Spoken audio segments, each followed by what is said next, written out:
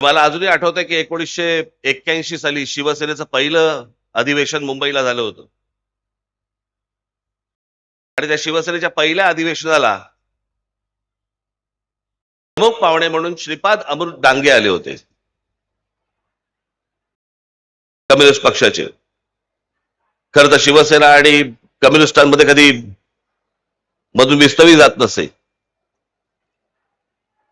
पण राजकारण आणि राजकारणी हे उदार होते,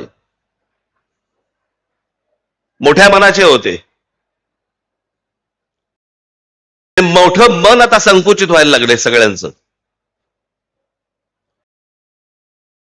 म्हणजे आज जर समजा विचार केला त्या गोष्टीचा, तर शिवसेनेच्या व्यासपीठावरती श्रीपाद अमृत डांगे येणं म्हणजे भगव्या व्यासपीठावरती लाल ध्वज येण्यासारखं होतं.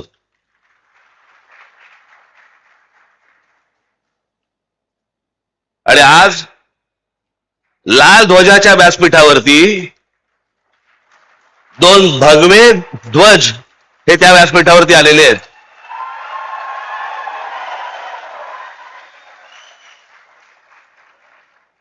जयंतरावांनी मला जेव्हा येऊन सांगितलं की तुम्ही यायला पाहिजे, आणि ते बाकी काय नाही, फक्त मराठीवर बोला.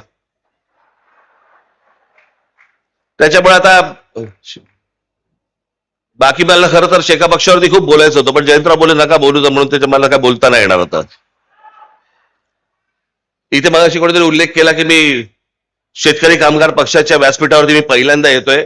नाही, दुसऱ्यांदा येतोय.